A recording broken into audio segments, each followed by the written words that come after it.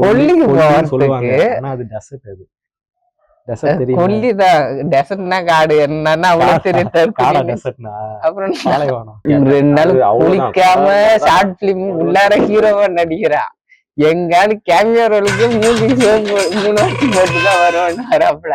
கிட்ட சொன்னோன்னு 2 பேரும் இனி வாரத்துக்கு நம்ம ஒரு ஷார்ட் பிலிம் எடுக்கிறோம், அப்லோட் பண்றோம். அப்படிப்பட்ட ஒரு உருட்டு டேரக்டர் ஆவற நாடு என்ன ஆக்டர் ஆக்குறேன்னு ஒருத்தன் சொன்னா. என் கூட்டத்துல ஒரு நாய் நான் காலேஜ் படிக்குள்ள சுத்துது. இது ரொம்ப இன்ட்ரெஸ்டிங்கா இருக்கும். அந்த நாய் செத்துச்சுன்னு இன்னொரு நாய் ஸ்டேட்டஸ் வச்சிருந்தது. செத்துட்டான். எல்லாம் பசங்க எல்லாம் மாத்தி மாத்தி போன் அடிக்கிறோன்னு. எனக்கு 9 மணிக்கு வந்துட்டு சாப்பிட்டு விளாக் பண்ணலான்னு வந்தோம். அதுக்குள்ள தலைவருக்கு திருப்பி ஒரு வேலை வந்துடுது. இப்போ விளாக் பண்ணலான்னு உட்காந்துக்கிறோம். மணி என்னது? மணி 11:09 ஆகுது கரெக்டா.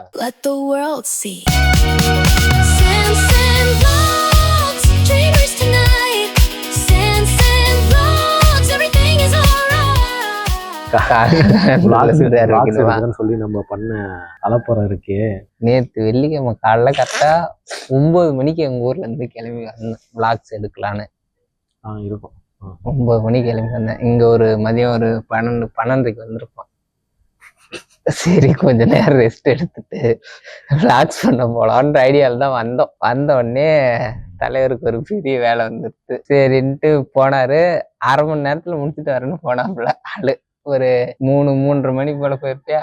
3 மணி போல. 3 மணில இருந்து அப்புறம் நைட் என்ன 3 மணி 11:30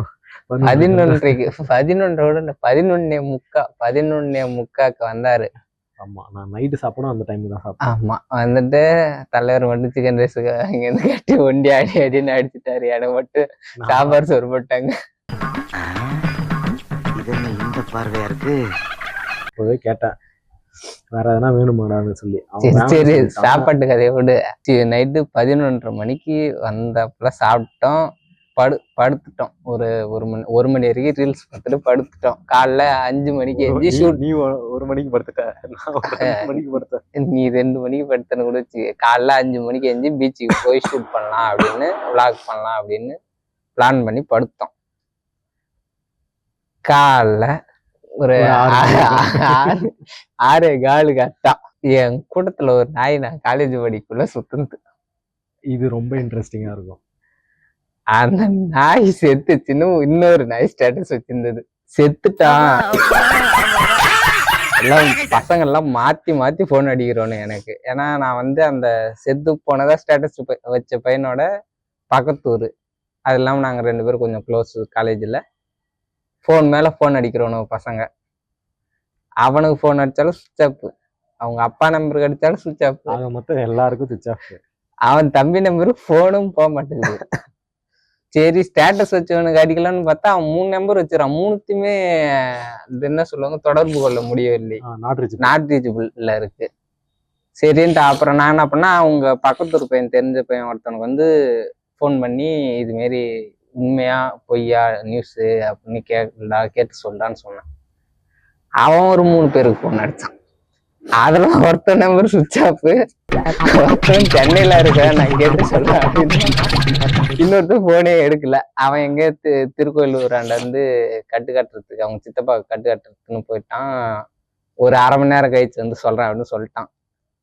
கரெக்டா 1 மணி நேரம் விளாகு எடுக்கவும் போல எங்கேயும் போல. மண்டை ஃபுல்லா எங்க செத்துட்டானா இருக்கானா எதுவுமே தெரியல. அவங்க வீட்டுல இருந்து திருப்பி அவங்க தம்பிக்கு நான் ஃபோன் பண்ணேன், வாட்ஸ்அப் கால் பண்ணேன். அவன் எடுத்துட்டான். அவங்ககிட்ட இது மாரி கேட்டா, என்னண்ணா சொல்றீங்க, எனக்கே தெரியாது, நான் சென்னையில வேலை செஞ்சுட்டு இருக்கேன் அப்படின்னு அவங்க வீட்டுக்கு ஃபோன் பண்ணி. அவங்க எல்லாம் என்ன பண்றாங்க, விழுப்புரத்து வேலைக்கு போறேன்னு போன புள்ள என்னப்பா இப்படி சொல்ற அப்படின்ட்டு அவங்க ஒரு பக்கம் எல்லாம் தேட ஆரம்பிச்சுட்டாங்க. ஒர்க் பண்ண போறேன்னு சொல்லி சொல்லிட்டு போய் அந்த பையன் திருட்டுத்தனமா பார்த்த வேலை. சரின்ட்டு அப்புறமேட்டு காலைல ஒரு 7:45 8 மணி இருக்கும். தலைவன் போன் ஆன் பண்ண டைம். ஆமா, இந்த ஆள காலைல 6 மணில இருந்து எழுப்புறோம், ஒருத்தன் செத்துட்டான் ஏஞ்சிரியானா அப்படின்னு சொல்லிட்டு அந்த அளவுக்கு கண்ணு எரிச்சல். 7 மணி வண்டி ஓட்டிட்டு இருந்தது. 7:45 8 மணிக்கு போன் எடுத்தான்.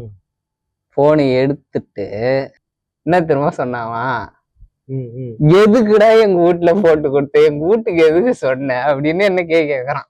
இவனுக்கெல்லாம் வந்து ஹெல்ப் பண்ணலாமா நீங்களே சொல்லுங்க. அனாவசியமா வாழ்க்கையில தலையிடாதீங்க. உனக்கு ஏது வாழ்க்கை, அதுல எப்ப நான் தலையிட்டேன் வந்துட்டு சாயங்காலம் ஒரு 6 மணிக்கு போயிட்டு 9 மணிக்கு வந்தோம். 9 மணிக்கு வந்தோம். வாரக்குள்ள திருப்பி போன் அடிச்சான். போன் அடிச்சு ஒன்னால தாண்டா நான் கேய் வாங்குறேன், என்ன நீ தாண்டா வீட்டுல போட்டு கொடுத்த அப்படின்னா. ஏண்டா நீ செத்துட்டன்னு இங்க ஒருத்தவங்க காணன்னு எல்லாம் எனக்கு மாறி மாறி போன் அடிக்கிறாங்க, அப்புறம் நான் என்னடா பண்றது அப்படின்னு கேட்டா, நான் செத்துட்டேன்னு சொன்னா அவனுக்கு எனக்கு சம்மந்தம் இல்லை, என்கிட்ட அவனுக்கு கேட்காதீங்க அப்படின்னு சொல்லிட்டு போடா அப்படின்றான். அவ்வளவு சிம்பிளா சொல்றான். அப்புறம் கடைசியில அவன் ஏன் அந்த வேலையை பார்த்தான்னு சொல்லவே இல்லையே. அவன் ஃப்ரெண்டு வந்து ஸ்டேட்டஸ் போட்டது செத்துட்டான், அது ஒரு பெரிய மானங்கிட்ட கதை, அதெல்லாம் இதுல வந்து சொல்ல வேண்டாம். தலைகீழாதான் குதிப்பேன் போய் சாவேன்னா அதெல்லாம் நாங்க காலேஜ் படிக்குள்ளேயே பல அறிவுரைகள் சொல்லி பார்த்துட்டோம். பைபிள்ல திருந்துற மைண்ட் செட்ல இல்ல, காலைல இருந்து நடந்தது. சரி சூடு வச்சு இன்ஃபெக்ஷன் ஆனா திருந்த மாட்டானுங்க. நீ கேட்ட ஒவ்வொரு கேள்வி என்ன செருப்பால் அடிச்ச மாதிரி இருக்குடா. 9 மணிக்கு வந்துட்டு சாப்பிட்டு விளாக் பண்ணலான்னு வந்தோம். அதுக்குள்ள தலைவருக்கு திருப்பி ஒரு வேலை வந்துடுது. இப்ப விளாக் பண்ணலான்னு உட்காந்துக்கிறோம். மணி என்னது, மணி 11:09 ஆகுது கரெக்டா. ஒரு 2 பேரை நம்பி கேமரா வாங்கினேன். அதாவது நான் கேமரா வாங்கி இப்ப 1 year ஆக போகுது. என்னன்னா ஷார்ட் பிலிம் பண்ணலான்னு கேமரா வாங்கணும். புள்ளியார் சுழி போட்ட ஒரு கதை. என் தம்பி ஒருத்தன் விஸ்காம் ஸ்டூடெண்ட், அவனோட ஃப்ரெண்டு ஒருத்தன்னு சொல்லி, சரி அவனுக்கு சின்ன வயசுல இருந்து டைரக்ட் ஆகணும்னு ஆசை. சரி எனக்கும் வந்து சினிமா மேல சின்ன வயசுல இருந்து ஆசை. சரின்ட்டு கேமரா வாங்கலான்னு ஒரு 1 yearக்கு முன்னாடி வாங்கினோம். ஆமா, அந்த கேமரா வாங்குறதுக்கு பாண்டிக்கு வந்திருந்தாங்க. ஆமா, இந்த ஆளை கூட்டு போய் தான் வாங்கணும். அன்னைக்கே போய் லேப்டாப் வாங்கணும்ல. ஆமா, HP லேப்டாப் வந்து அன்னைக்கு வந்து விக்டெக்ஸ் லேப்டாப் வாங்கலான்னு அப்படியே அங்க போய் வாங்கணும். கிட்ட சொன்னோன்னு 2 பேரும், இனி வாரத்துக்கு நம்ம ஒரு ஷார்ட் பிலிம் எடுக்கிறோம், அப்லோட் பண்றோம், அப்படிப்பட்ட ஒரு உருட்டு டைரக்டர் ஆகிற நாடு என்ன ஆக்டர் ஆக்குறேன்னு ஒருத்தன் சொன்னான்.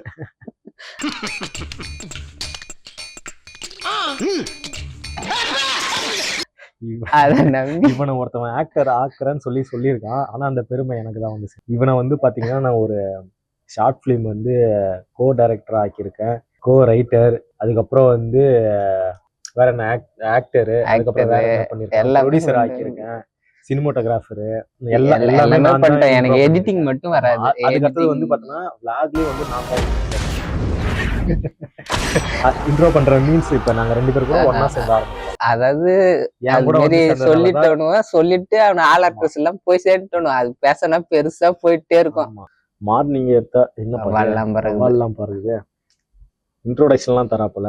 பேட்மேன் வந்து போயிருக்காங்க. நைட்ல நம்ம விளாக்ஸ் பண்றோம்ல,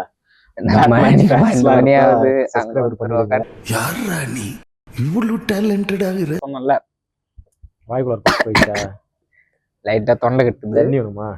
கோலி சோடா கூட இல்லையா எடுத்து கொடுக்க? ஒண்ணும் இல்ல, இரும்பிக்க எந்த பொண்ணு நினைக்குதோ.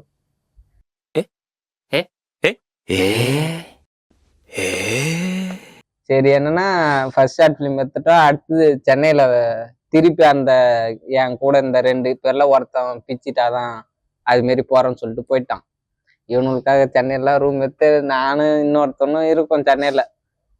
ஒரு 4 மாசமா தெண்டை மெனு வீட்டுல உட்காந்துக்கிறோம். கேமரா வாங்கி வச்சுட்டு சொமோட்டோ ஓட்ட போயிட்டு இருக்கேன் நானு.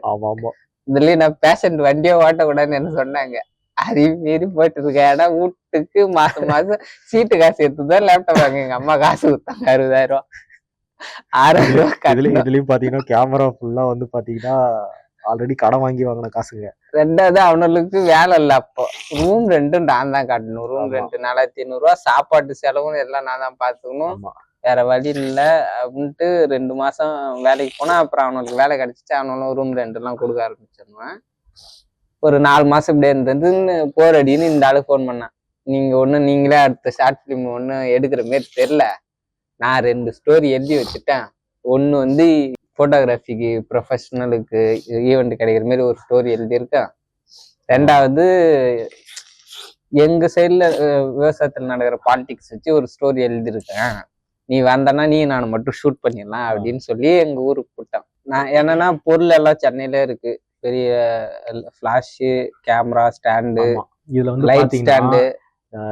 அவனுங்களுக்கு வந்து பாத்தீங்கன்னா எல்லா செலவும் பார்த்துக்கினது இவன் தான். பிஸ்னஸ் ஸ்டார்ட் பண்ணலான்னு சொல்லிட்டு இன்வெஸ்ட்மெண்ட் பண்ணது எல்லாமே இவன் தான்.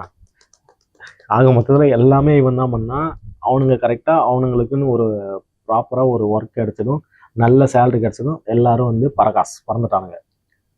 அவ்வளோதான். பறந்து போயிட்ட பிறகு அம்போன்னு தனியாக இருந்தாப்புல அப்போ தான் ஏன் ஞாபகம் வந்தது, ஒட்டாசை செய்ய யாருமே இல்லையா, ஷார்ட் ஃபிலிம் எடுக்கலான்னு ஊருக்கு போகலான்ட்டு எங்கள் ஊருக்கு போகலான்ட்டு சென்னைக்கு இந்த ஆளை வர வச்சேன்னா ஏன்னா என்னால் ஒண்டியா அவ்வளோ தூரம் எடுத்துகிட்டு போக முடியாது. அதெல்லாம் வந்து கிளம்பிட்டோம், ஊருக்கு வந்துட்டோம். ஊருக்கு வந்து ஃபர்ஸ்ட் ஷார்ட் ஃபிலிமு ஷூட் பண்ணிட்டோம். அது சொன்னால் அதில் பெரிய கதை. சென்னையிலேருந்து கட் பண்ணால் அங்கே உளுந்தூர்பேட்டையில் வந்து ஃபர்ஸ்ட் ஷார்ட் ஃபிலிம் ஷூட் பண்ணோம். ஆமாம், வீடியோ வந்து ரெக்கார்ட் ஆகுது. இது எதுக்கு இன்னொரு வாட்டி போயிட்டு ரெக்கார்ட் ஆகுதுன்னு செக் பண்ணிட்டு போடா. வீடியோ வந்து ரெக்கார்ட் ஆகுதான்னு சொல்லி பாக்குறேன்னு சொல்லி ஆஃப் பண்ணி விட்டான். வேற இந்த லட்சத்துல இவன் கேமராமேன், சாதாரண கேமராமேன் கேட்கல, நர்சலான கேமராமேன். என்ன ஷாட் இது? Skating shot madam. இந்த விளாக்ஸ் ஆரம்பிக்கிறதுக்கான ஐடியா எங்க வந்துன்னு சொல்லிடுறேன். அந்த ஷார்ட் பிலிம் இருக்கு, 2வது முடிச்சுட்டு 3வது ஷார்ட் பிலிமுக்கு, அதாவது இந்த எங்க சைட்ல நிலத்துல என்ன வில்லேஜ் ஸ்டோரியா எழுதி வச்சுன்னு சொன்னால அதை எடுக்கலான்னு போனோம். எங்க போனா எங்க கொல்லிக்கு போனோம். ஆமா, கொல்லிக்கு போறதுக்கு அது டெசர்ட். அது கொல்லிதான். டெசர்ட்னா காடு என்னன்னா அவ்வளவு தெரியும். அப்புறம் டெசர்ட்னா பாலையணுமா? இப்ப நான் சரி சாரி, நான் வந்து இங்கிலீஷ்ல வீக்னா கொஞ்சம் இல்ல ரொம்ப வீக்கு. இங்கிலீஷே தப்பா அடிப்பேன்னா பாத்துங்க. இங்கிலீஷே இங்கிலீஷ் மாதிரி அடிப்பான்.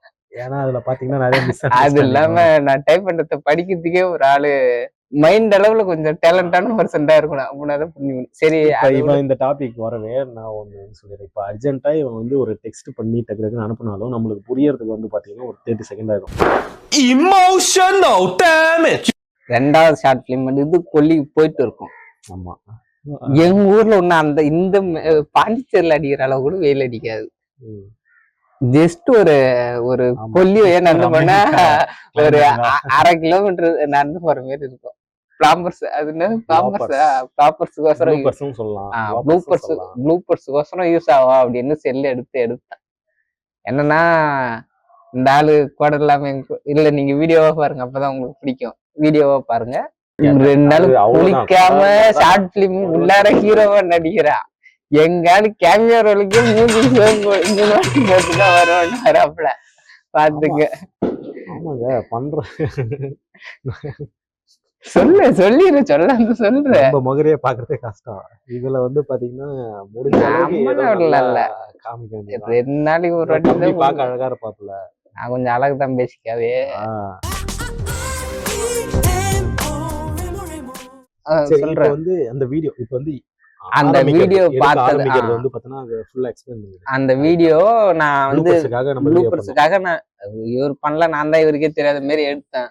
ஆமா, எடுத்தேன் வந்து எங்களுக்கு கொஞ்சம் பிடிச்சிருந்தது. ஆனா அதுக்கு முன்னாடியே நாங்க வந்து விளாக் பண்ணலான்ற ஐடியாவில் தான் இருந்தோம். அதை பார்த்த உடனே கன்ஃபார்ம் பண்றேன்டா. ஆமா, என்னைக்கு இருந்தாலும் விளாக் பண்றோம் அப்படின்ற மாதிரி சொன்னோம். வந்து நீங்க பாப்பீங்க. எங்க நீ தெரியலையா ஃப்ரெண்ட்ஸ்? இப்போ நம்ம ஷார்ட் ஃபிலிம் எடுக்க போயிட்டு இருக்கிறோம். எங்கே போகிறோன்னா நம்ம கொல்லிக்கு போயிட்டு இருக்கோம். நம்ம கையில் கேமரா ஸ்டாண்டு, தூக்கு சட்டி, ஆட்டுக்கன் எல்லாம் இருக்குது. இது விவசாய படம் எடுக்கலான்னு சொல்லி கூப்பிட்டு வந்தேன். நானும் விவசாய படம் எடுக்கிறதுக்கு வந்து இந்த கெட்டப்பில் வர ஒரே கேரக்டர் வேறு தான் இருப்பார். பார்த்துங்க, கொடையும் கூலிங் கிளாஸ் இல்லாமல் வெளியே வரமாட்டாராம். என்கிட்ட சண்டை போடுறாரு. கொடை குத்தா தான் நான் வருவேன், இல்லைன்னா ஷூட்டுக்கே வரமாட்டேன் அப்படின்றாரு. எல்லாம் போய் நம்பாதீங்க. நான் அதை ரெக்கார்ட் பண்ணாமல் போயிட்டேன். அதை ரெக்கார்ட் பண்ணியிருந்தா தெரியும். கண்டிப்பாக நம்ம படம் எப்படியும் 2027-28 ரிலீஸ் பண்ணுறாப்புல நம்ம டைரக்டர் சார். பண்ணுறீங்களா சார்? 2027-28 2026 வெற்றி நிச்சயம். வாழ்க்கையில வந்து பாத்தீங்கன்னா மோட்டிவேஷன் நம்மளுக்குள்ள வந்து அதிகமா இருக்கும். வாங்கின மோட்டிவேஷன் மட்டும்தான் இருக்கும். அதுக்கான எஃபெக்ட் ஒண்ணுமே இருக்கு. வாங்கின அடி வந்து பாத்தீங்கன்னா 99.9%. அது சரி வீடியோ சென்டிமெண்டா வருமா? வாங்கின அடிக்கை இவன் செத்து போயிருக்குன்னு சொல்லிட்டு மேல கடவுள் நின்று இது ரெண்டு பேருமே நாங்க அப்படிதான் எவ்வளவு அடி வாங்கினாலும் இவனு இன்னும் சாவாம இருக்கணும் இல்லைன்னு பாப்பாங்க. என்னன்னா பாதி பேர் அப்படிதான் இருப்பீங்க, உடனே என் லைஃப் என்னடான்னு தெரியுமா அப்படின்னு ஆல்ரெடி ஒருத்தன் கேட்டிருக்கான். எல்லாருக்கும் எல்லா விதமான கஷ்டம் ஏற்படும். அதை நம்ம எப்படி சமாளிக்கிறோம் அப்படின்றதுதான் முக்கியமான விஷயம். இப்ப வந்து பாத்தீங்கன்னா நம்ம அப்படிதான் வந்து சமாளிச்சுட்டு இருக்கிறோம். எவ்வளோ தடைகள் வந்தாலும் விடாமுயற்சி. இப்ப வந்து பாத்தீங்கன்னா மணி 12 தாண்டி போயிட்டு இருக்கு. இன்னமும் நம்ம வந்து vlogக்கு வீடியோ எடுத்துட்டு இருக்கோம். சப்ஸ்கிரைப் பண்றாங்க, பண்ணுங்க, கொஞ்சம் நல்லா இருக்கும். அடிச்சு விட்டு பாக்காதீங்க, திருப்பி மேக்சிமம் வந்து அடிச்சு விட்டு பார்க்க வாய்ப்பு இல்லை. நாங்களே அடிச்சு விட்டு தான் கட் பண்ணி வைப்போம். இதெல்லாம் தேவையாகும் மாதிரி